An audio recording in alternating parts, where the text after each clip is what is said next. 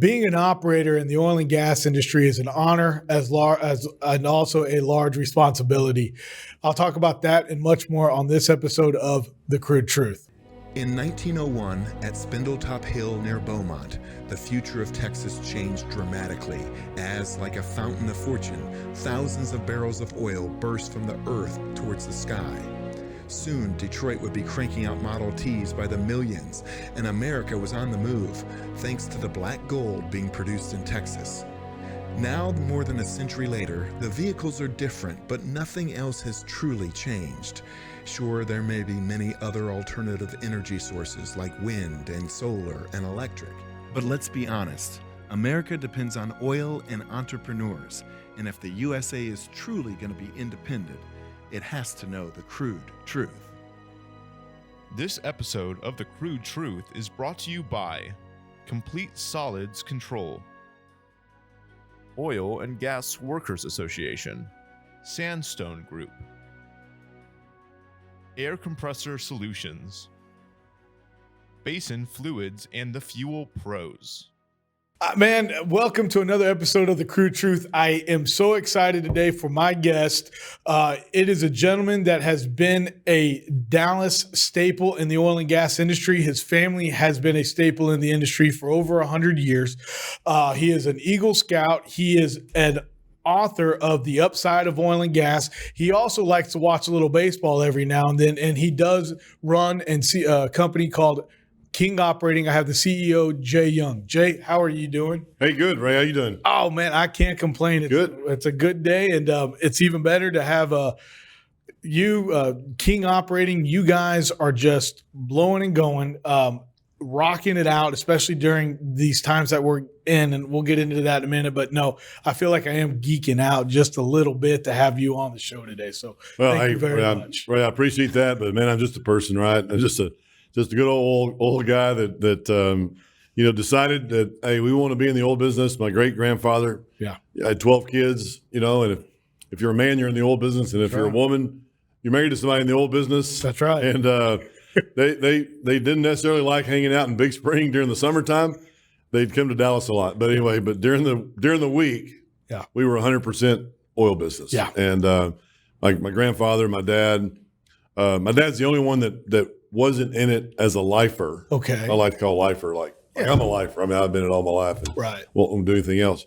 My great grandfather was, and so was my grandfather. So, but it runs in our veins, our family, I grew up, talking about the oil business. Right. We get together for different events like Christmas and we talk about wells that were coming in, and we'd have family reunions. The Turner family, which is out in Big Spring and Kahoma, drill wells in Snyder. You can look at a lot of maps and you'll see the Turner family. Yes. Well, if you have 12 kids and then they have kids, and then there's a lot of Turners out there in the oil patch. And my grandmother was the oldest, and she's passed 5 years ago. But anyway. You would talk a lot about the oil business. So we'd have family reunions at Lake Brownwood and, just talk about the oil business, and people, what are people doing? How are they doing it? Bringing wells in, working. Nobody really had their own oil and gas company except for a couple of my great uncles. Okay. And it was up and down. They'd go to Oklahoma, get money for the, to drill wells or whatever. And then they'd drill, then prices would go down and they would lose all their money, and up and down of the oil business. And that's what we found, and I think that's what you want to talk about is how do we and how do you mitigate risk in good and bad times. Right. I tell people that in my book The Upside that some of my family, or most of my family back then, died from cirrhosis of the liver, because they drank a lot. Because you drink when you're happy, and man, you drink when you're sad, right? So man, it's come and go. When you look at, and I don't want to get into it, but it's kind of interesting that people are looking at alcohol these days. That it's like you drink when you're happy, you drink when you're sad, you drink when you celebrate, you drink when you don't celebrate. Yeah, it's almost like it's become this staple. But I'm sure there's a podcast or a show or a TV show. Yeah. We can talk about my sobriety, which I've had sobriety for about I became sober in 1995, and I haven't drank since. But wow, we could talk about that on an episode. That's unique, and the reason why I say that is my father, 1995. Kid you not? Really? That is let God strike me down right now. He is has been sober since 1995 himself. Not a drop. Wow. And we probably went to that same New Year's Eve party. It could be if it was here in Dallas. It could be. He talks about different times, but driving from Dallas back to Fort Worth sometimes got a little dicey at night. Yeah, I bet. But no, I kid you not. But no, I didn't know that about you. Very cool. But something else that a lot of people may not know is that you are a big sports guy, and I want to talk about that for a minute because if I'm correct, you were part of the ownership team for the great Texas Rangers that one. Texas Rangers, man. What an experience that was. Yeah. I mean, I grew up loving baseball, and I was a pitcher, whatever. I never went big, but I still love the game. Yeah. And when I heard that they were putting together a partnership with different people, and I mean, we were a small owner. I mean, Bob Simpson and Ray Davis were the big owners, but they allowed some other people to come in. Mm-hmm. So I read in the paper one day that Nolan Ryan was putting together a group of Chuck Greenberg was putting together a group of people, and he was inviting people to come in, and Nolan Ryan. And if you had $20 million, you could be right on the board. I wasn't there, but you could be on the board and all this stuff. Or there were smaller investors like me. Yeah. And but what I did do was I tried to get people in on a syndicate to put in $20 million so I could be on the board. There you go. Yeah, nobody had an interest. Nobody had an interest, huh? Well, but I had Nolan come over to my office several times. Okay. And help pitch me the deal, and still didn't work. Oh, but it was a lot of fun. And Nolan Ryan is an incredible guy. I don't know if you saw the movie. The Chasing Nolan? Nolan? Yes, I saw that. Yeah. That was good. Unbelievable. I tell you what, he comes from an entirely different era. And I love how he talked about, well, you're always going to play with a little discomfort.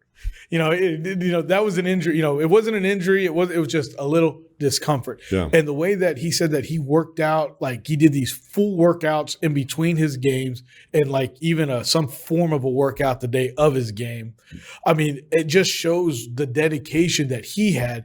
And I'm not the biggest Kobe Bryant fan, but I don't think we've had somebody like that since Tim Duncan and Kobe Bryant, of course, Michael Jordan before that in basketball, that just focused on the craft 100%. There's like, and I don't think we'll ever see a pitcher like that again.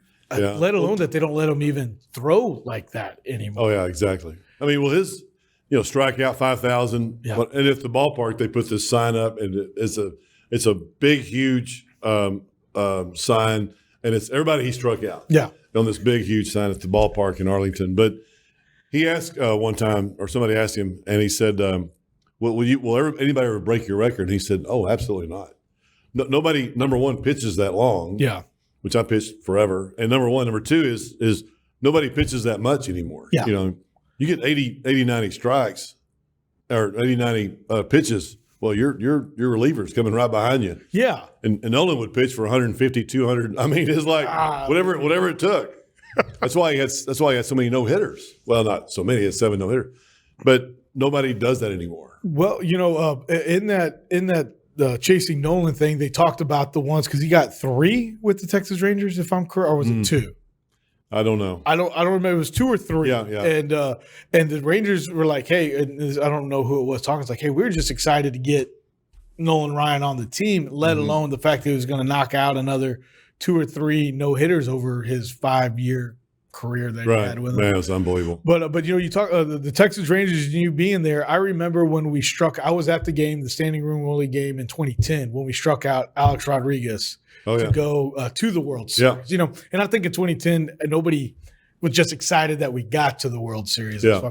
And man, I had to go to the restroom so bad, but I didn't. I was like, I'm not going to miss any moment. Have you ever had anything like that? Absolutely. Where like any sporting event where it's like, Don't go. You might miss history. Exactly. Yeah. And I'll never forget the pitch. Well, I was underneath the bunker right below where Nolan sat, and we all went down to the bunker, and we were watching it. And A-Rod struck out, which is phenomenal. it was that game too that I sat next to Dirk Nowitzki. Okay. And we sat over there by Nolan, and but Dirk sat right next to me, and I talked to him the whole game, and then all the owners ran out on the field, and after the game, and I was going out, and I looked back, and Dirk was there, and I said, "Dirk, what are you doing?" He goes, "Oh, well, I can't come out there." He goes, "I'm not an owner." I said, "Dude, you're Dirk Nowitzki. Yeah, let's go. Come on." And, he finally went out there and helped us celebrate. But there's nothing wrong with a little good celebration. Man, I tell you what, it's awesome. It is very good. Well, so you've dabbled in. I mean, you are quintessential, in my opinion, the oil and gas. You've taken part in a sports team. You take part in great philanthropy. You're on the board for the Boy Scouts of America, on one of the executive boards, or you were. Is that correct? Yeah, still am. And so you're giving back. You're taking part in all these other deals as far as business ventures, but it always comes back to the oil and gas. And not only that, you alone right now with just a group of others are really putting out there right now about what is going on. You're sharing with everybody what is actually going on in the oil and gas industry. Right. Here this week, we'll dive into a little oil and gas, I guess, on the Crude Truth. It was reported that BlackRock has lost over $1 trillion. That's trillion with a T dollars in 2022 because of what they're doing with ESG, which is environmental, social, and governance. And me being a small operator, and I emphasize the word small there, ESG is not necessarily my best friend. However, I do see the fact that, hey, it is important to continue to always care about the environment. Right. What positives do you think ESG has had on the oil and gas industry? Positives? Yes. Oh, yeah. Okay. Are there any positives? No. Well, so went down to Tyler last week. Listened to the CEO of Intervest. We do our business kind of like Intervest does. They raise a lot more money than we do. Okay. They'll raise a fund. They're on Fund 17 right now, and it's about a $500 million fund. Wow. And so they're raising a lot more money than we are, but they do the kind of the same thing. Yeah. On a bigger scale, 5X or whatever than us, and they do a lot of institutions and family offices that are billionaires, things of that nature. We're smaller, and so he said we were there one day. We're talking to this guy overseas, and they were multi-billionaire family, and he brought up. He said I've said some things before, and I go, oh man, I kind of wish I wouldn't have said that. I've done this to my wife a few times, but he said, I mentioned to this guy, hey, and we're also okay on ESG. And the guy goes, he's a foreign guy. You're okay on ESG. He said, we're okay on ESG. And the guy goes, what's ESG? And all of a sudden he goes, oh my gosh. He goes, because when you're talking to somebody, you're trying to get them to invest. Yeah. If they're not asking about it, then don't bring it up. Yeah. It's a new can of worms. And all of a sudden they go, oh, ESG. Well, I need to Google that. What does that mean? And are they really, why is he telling me that? And, and he said, man, I wish I wouldn't have said it. Yeah. And he said, finally, he said, environmental, social government, like you said. Yeah. And everything went okay. But he said, man, people just don't, in the world, don't care about ESG. And as you do see from BlackRock and a lot of these companies that lost all this money, hey, we're operators. Right. We operate. We're Wyoming, Colorado, Kansas, Oklahoma, Texas. We're careful. Yeah. We don't want to lose our license, and they watch us very, very carefully. They do. I mean, I first got my operator's license in 1996, I believe, and I was scared to death because they were sending me all this information because I'd bought these wells, and they were sending me, and I mean, it was like I wouldn't even go home at night, because I was so scared that they were going to be shut down, and all of a sudden I'm going to lose my license, and I mean, wasn't that? But it wasn't. We fixed the problem, but hey, man, they're on top of you. Texas Road Commission, they're on top of you. Yeah. There's no ifs, ands, or buts about it. I've had a good opportunity. I've talked to Wayne Christian a couple times on the Crude Truth, and he told me that he was the only. He said on his ballot. Yeah. He said, "Did you hear that? What he said? What he said when he was running again this November? He said, I'm the only Christian on the ballot." I'm the only Christian on the ballot, which he ain't lying. Yeah, it's true. I mean, in a way. In a way. No, but you're absolutely right. It's like, you form with all the workers, we do a lot of stuff up in North Texas, a lot of shallow and shallow wells. Started out by producing the old stripper wells and reworking those, and then we were able to start drilling new wells, with the funds that we were able to come out of the ground with this old stripper wells. But you build those relationships with the Railroad Commission, and there's no joke. Like, it's like, if something has to be done, it's like, it better be done by God. I mean, it's almost like the Bible as far as I'm concerned. It's like what they say goes. But also as an individual, as I shared before we started, I'm an Eagle Scout also, and you're an Eagle Scout. And that is something that I grew up with even before I got into Cub Scouts, was camping and taking care of the environment, leaving it better than you found it. So when it comes to drilling a well, I think of me not only as producing oil for the world, but conserving the area around it the best I can for the future to see. And I don't think there's any oil and gas guy out there that'll sit there and tell you that they're not a conservative or a conservationist. Yeah, probably a conservative too, but a conservationist. Yeah, I mean, we're drilling a couple of wells right now in the Cotton Valley and in Harrison County. They're $8-9 million wells each. Yeah, and they're going to produce. I don't know if we'll frack it with 600,000 barrels of water. Each. Right. Maybe it's, I don't know. A lot of water, and that water's going to come back. Yeah. So you got to do something with it. Yes, sir. You can't just throw it on the ground. So you got to do something with it. So our goal, and I was talking to the guys this morning. I said, hey, what are we going to do with the water, because it's going to produce water? Yeah. And they said, we're going to make a deal with a very close saltwater disposal where we can pipe it into theirs, or we have some wells out there that we can turn into a saltwater disposal, or we'll drill our own. Yeah. But you have to take care of that from the very beginning. You have to. No, and sometimes water, I joke around going to like, oh, you produce oil? I said, nah, I'm a water producer, that I just get the oil on top, because sometimes the cut is crazy, where it's 100%, or not 100, but out of 100%, 85% water, 15% oil. Yeah. But hey, when it's 300 barrels a day, 1,000 barrels a day of liquid, hey, that's a pretty good little return, and but no, the water has always been something that we have to deal with, whether we truck it out or even if we pump it, because we got saltwater disposal wells, injection wells, and even one of our fields we have, we got saltwater injection to help move the oil out of the older wells, which, that also happens a lot. Yeah. But let's dive into King operating, what you guys are doing over there. And I apologize, I keep saying King County. We've got some stuff in King County. So, which, so. I've been called worse. Well, good. I've been called worse. Well, what are you guys doing? Look, it is 2022. We are almost now 3 years past oil being negative for the first time in history. I know for us during that time, we were able to grow. A lot of families wanted out, a lot of small families, so we were able to acquire more leases. But now, right now, again, we talked about the ESG movement, and with what this administration is doing, how are you guys continuing to grow, produce, and get returns to your investors and your clients at this time? It's a great question, and we've been in this for a long time. Yeah, like a lot of gray hair, and the reason why for a lot of those gray hairs is because we've tried a lot of different things. So we raised a fund, and we raised an $85 million fund, Fund One. Yeah, after doing it 100 different ways from Sunday, right? Yeah, figured out, okay, what's the best way to mitigate our risk for the investor? Yeah. What is the best thing for them, and what do we need to do? Or what do we not need to do? Right.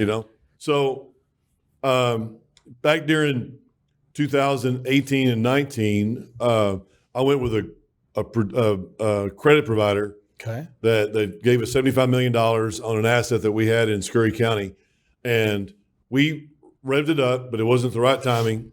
So it's like, okay, well, we kind of missed the window, and then we had all this debt, and so I'm thinking about it. Then all of a sudden, COVID came, and we had a lot of time to think during COVID. Yeah, because there wasn't anybody buying deals at minus $47 a barrl. No, I went into my top sales guy at that day, and I said, "Man, what's wrong, man? You can't sell anything at minus $47.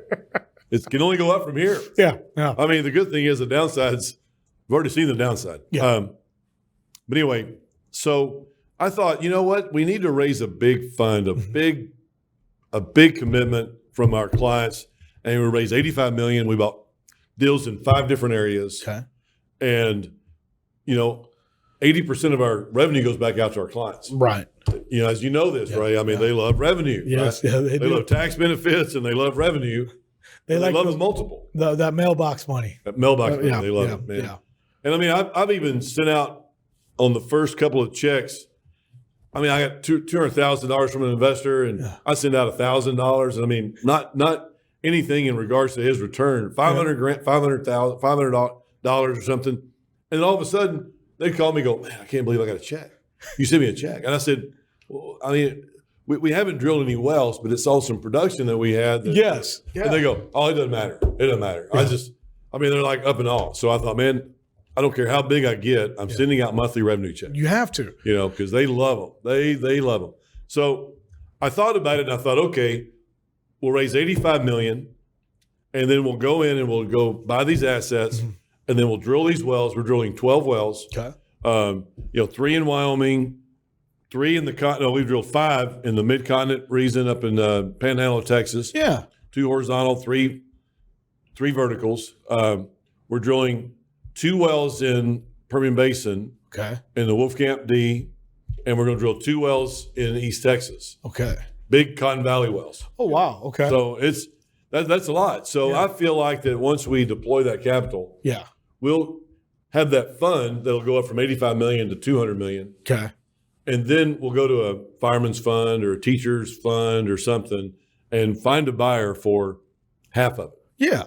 So, hey, clients will get their money back. Yep. We did that in 2015 where I went in and drilled a well, drilled 2 wells, and I sold a third of the asset. I got clients 130% returns. Wow. In a year, and they were like, oh my gosh. But see, and that happens. That's what people, that happens where you get 130% in a year. It's like, I was mentioned, hey, we do some shallow wells. So we'll drill those 2,000-foot wells up in Wichita County, Archer County. You throw a rock and you're in Oklahoma, you got to keep the fence so those Oklahoma people don't come into no, I'm joking. But you can see the returns in those in 6 months, on an average. And people are like, do you really see that? I'm like, yeah. It's like we don't invest in oil and gas not to get a return, let alone make production. Because it's like I was saying, we produce water. Like the whole point is to produce oil, to sell the oil so that I can eat, so that I can then go develop more. But if we do have a couple of investors that go in, it's like, hey, when they get those checks, they're like, I can't believe I got a check. And I'm like, that's not the whole reason why you invested with me in the first place is to get that monthly revenue check. And sometimes some of my friends are like, oh man, you get that mailbox money. And I'm like, yeah, I do. But they don't see the walk that I take from my front door to that mailbox. Because, like you and I are both out there in the field on a pretty regular basis. And it's a lot of hard work, but it's also an honor and a joy to do what we do, because at the end of the day, there is no magic switch that this administration wishes they had to shut off the oil and gas industry that quick. Right. So I feel like I'm doing what I can do by producing the oil to sell the oil so that we at least have something that Americans can go from point A to point B on a cheap, reliable source of energy, right? Right. And that's why I enjoy doing it. Yeah. No, I'm very fortunate in my firm to have hired and brought on some people that take care of the accounting, the sales, the marketing. Yeah. Where I'm taking care of more of the operations and spending a majority of my time there looking for deals. Yeah. I love deals, and my president of the company puts his foot on the brakes on deals. That's Peter, right? Peter, yeah. Yeah. He puts the brakes on every once in a while because, man, I love deals. and I understand, but, man, there's just so many opportunities that we see. Yeah. And not that I don't want to miss out, but I don't want to miss out. I want to say, hey, man, you know what? I feel like that we're going to get the capital. Yeah. And I feel like that oil prices are going to go up. What are your thoughts about oil prices next year? Well, I'm glad you asked, and I do got a follow-up question for you about your drilling with your investors that get the checks in a second. But I'm going to say this: I'm very, very confident we're going to continue to see $100 oil into 2023. I think Brent will probably touch a minimum of 125. at some point within the year of 2023. But with the fact that we still don't have the supply that we need as the demand continues to go up, there's just, I don't see it continuing to go down. I do think 75 is supposed to be this, in my personal opinion. I think 75, and I've said this, on the radio and TV before, that's the sweet spot. Mm-hmm. I can make $1 and the U.S. economy can grow, and the price of gasoline should be somewhere around $2 to $2.25, not this $2.50 that we're at, but inflation and all that good stuff. Right. But I definitely think we're going to be at $100 for 2023. Where do you think this is going? I do too, and I think 75 is a good downside or a good, will it go lower than that? I don't think so, and the reason why, and I do all the stats just like everybody else does, and you look at rig count's 30-40% below what it was before COVID. Yeah, you look at OPEC plus. OPEC plus is cutting production.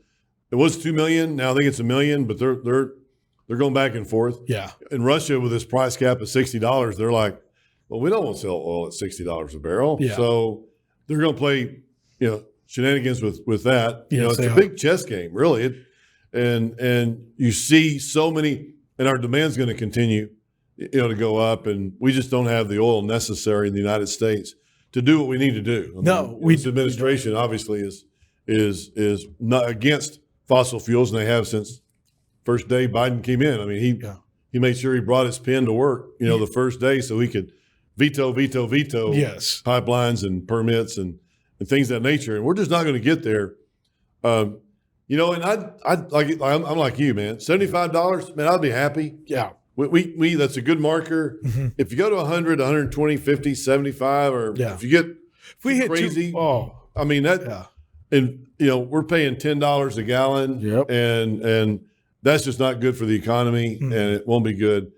That's what I really wish, that we could find a balance, and I wish that we could. I know the only thing that I like Joe Biden for, President Biden, I should say, Joe. Yeah. The only thing that I do agree with him on, and I don't know if you caught this, but when he came back to corporations and said, hey, if you're profiting all this billions and billions of Exxon, Matador, all these different people, if you're making all these billions of dollars and you're putting it in the bank, you're buying back your stock, you're sending it out in dividends, whatever, we're going to tax you.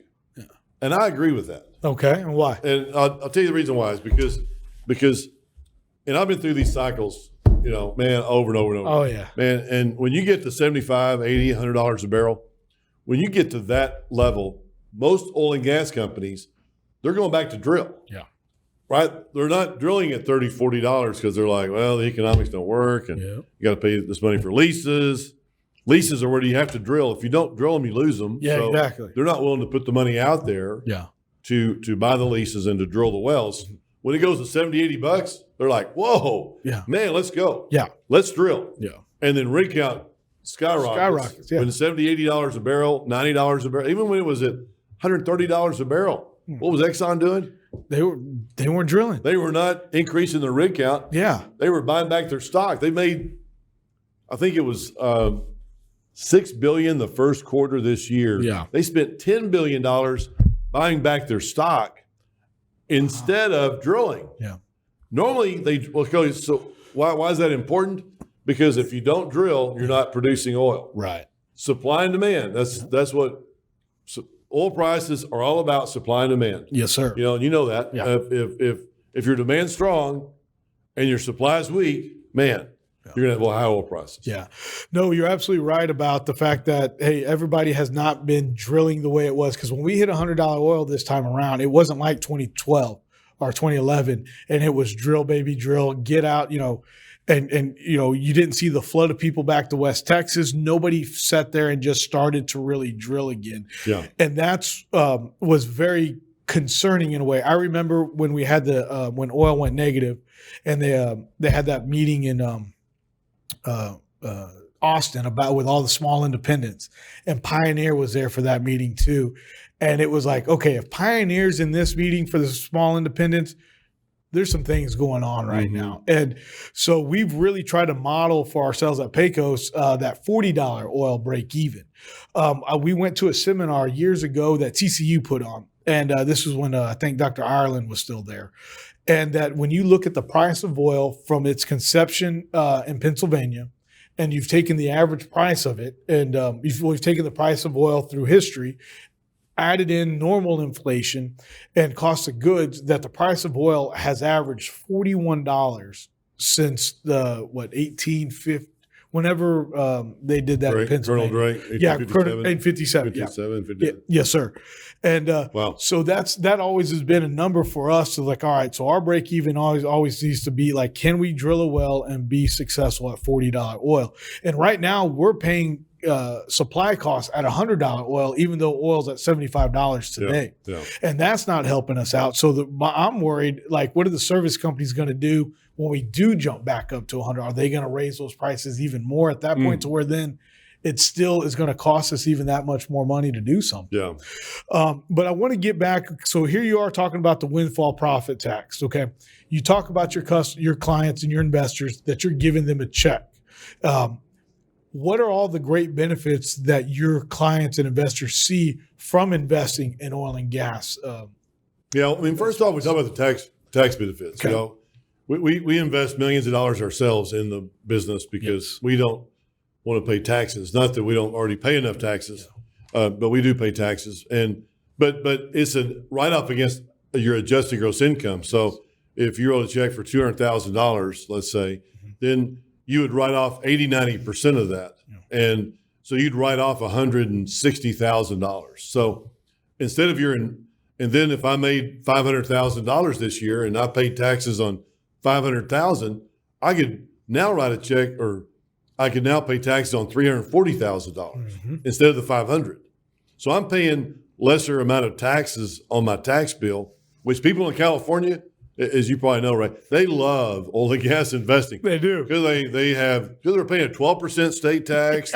They're paying so many taxes out there. It's amazing. If they got rid of just half the taxes on gasoline out there, they would be doing better. Exactly. I mean, it blows me away what they're paying out there. Yeah, it is. So the tax benefits are very, very important for our clients, especially this time of year. We'll have an incredible month this month with our investors looking at our investment funds. Yeah. And number one. Number two is the monthly income. You know, they love that monthly income, as we talked about. And number three is we have an exit plan for our projects that we drill. Let's say we go out to West Texas and we look for a prospect. Yeah. And there's, let's say 60 locations. We drill 20 of them. We leave 40 PUDs, one on each side of a horizontal well. We leave one on each side of those wells. And then at that point, we drill the 20 wells. We'll go to a public oil and gas company and we'll say, hey, we've got 20 wells we've drilled. It costs $8 million to drill them. It's 1 million barrels of oil each. Yeah. Our package is cash flowing $3 to $4 million a month. Yep. And you can go drill 40 wells whenever you want to. You know, type deal. So that's a multiple on the invested capital that we would see 3 to 5 years, down the road. Right. But in the meantime, our ADD squared is that what I talked about earlier is that first time that you invest, like in the $85 million fund one, we increase the value and then sell half of it to a public or institution or teacher's fund or whoever. We're talking to several different A&D firms right now. Okay. To represent us because there's 1,000 people out there. Oh, wow. That look for oil and gas income. Okay. Because they want to diversify their portfolios. So we're going to talk to them about, we want to sell let's say we sell $100 million worth, and they'll go out to these different pensions or whatever that want to diversify their portfolios. And then they'll say, okay, well, we have a company over here that wants to participate, $100 million, they'll pay 40%, or our deal's more about getting the $100 million to go in the fund more than it is, selling half of it or whatever. We just want to make sure we have enough money to give clients their money back. Right. And that's the name of the game, is getting the money back to your clients or, more importantly, a true return on investment that they see. Right. And that's the way we look at it also. It's like, hey, what can we do to continue to get that investment return back to our clients. And so it's always important to do that. No ands, ifs, or buts about it. And looking at our time right now, we are kind of wrapping up, but if you could tell Jay Young, in 1990, one piece of advice, what would it be? Is this for business. oil and gas business? Oil and gas business, yes. Yeah. Good question, Ray. I think more or less is, I always my inspiration quote to anybody is never give up. Yeah. You got your Eagle Scout because somebody told you to get your Eagle Scout. I finished college because my dad told me to finish college. He told me to get my Eagle Scout. Told me different things. And man, hey, never give up is one. But go to work in a company that you can have the opportunity to own a piece of a fund or an equity piece in something that'll benefit you and your family sooner than later, because I did so many different things and played around with these different wells in different areas. And then all of a sudden I thought, well, hey, I was, and if you read my book, The Upside of Oil and Gas Investing, that you mentioned, there's a story in there about David Moore, and David Moore's in the apartment business. And I was on a chairlift with him in Beaver Creek. Okay. And just happenstance, 2015, we're there, and our daughters went to school together, and Trinity Christian Academy. And I said, David, how's business? And he said, man, business is unbelievable, because he's in the apartment business. Right? Yeah, right. 2008, 9, everybody's moving to apartments. Well, he's in the apartment business. Hello, I should have done that. But anyway, but I said, well, how do you do your deal? And he said, well, we value add, where we go in here and we buy an asset, we value add it and sell it, or refinance it and manage it and send out money to our clients. And I go, wow, how do you structure your deal? And I mean, my business coach, David Boyette, has always said, ask good questions, ask great questions, and that's another thing I'd put on my, I want to inspire you and I want you to ask good questions, but never quit. But, ask. So I asked him, I said, hey, well, how do you structure your deals? And he said, well, Jay, he said, we do it where we give clients, all the returns or a piece of the returns. And then when they get all their money back, then we'll back in after payout. Yeah.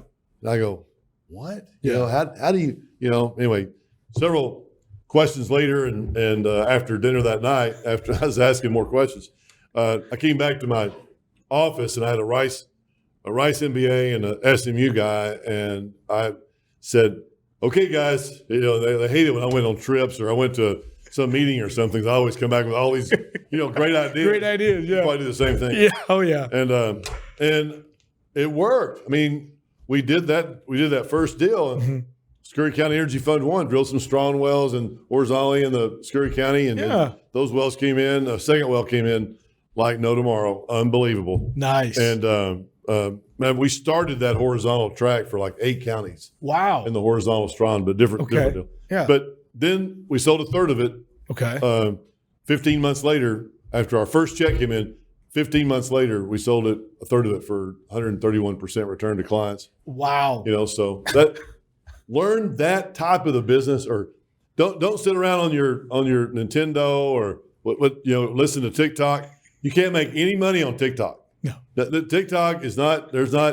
It's good for entertainment, yes, but that's good for a couple hours a day. Yeah. Majority of your time should be spent learning how to get involved in this beautiful business that we call the oil business, and learn what it takes sooner than later, because you're going to do it later. When I'm almost 60 years old, and man, I'm sitting here going, God, if I'd have done this at 40, man, I wish I'd done it at 40, but I didn't know how to, and had to trial and error. Find somebody that will mentor you, go to work for them, and dive in. Yeah. So when you're my age, you're already set up. Yeah. And you're not sitting back, worrying about, my credit line being torn out from underneath me in 2018, starting all over again in 2020, starting this new model up. We do it. So, come on board of a company like ours or yours, and where you can learn from people and use that knowledge. That's the crude truth right there. That I did not. That was paid for by nobody, Jay. That's what it's about. And getting out there, learning, and enjoying your craft, even if it's not oil and gas. And I think everybody should be in energy, technology, or real estate. Why? Because those three things are never going away. Yeah, exactly. But that right there, sir, that's if I can't leave this on a high note, I need to stop talking so we can leave it on a high note. Well, Ray, thank you very much for having me. No, Jay, thank you so Absolutely. much, sir. And we'll catch you next time here on The Crude Truth. This episode of The Crude Truth is brought to you by Complete Solids Control, Oil and Gas Workers Association, Sandstone Group, Air Compressor Solutions, Basin Fluids and the Fuel Pros, and Real News Communication Network. The easiest way to start your own podcast and TV show? Real News Communications Network. Stand out from your competition. Produce streams of high-quality social media content. Become a thought leader in your industry. With RNCN, you get to be the host. We handle everything else. Tour one of our 3 locations in Dallas, Fort Worth, and the Colony. Call 972-402-6333 or visit launchashow.com to find out more.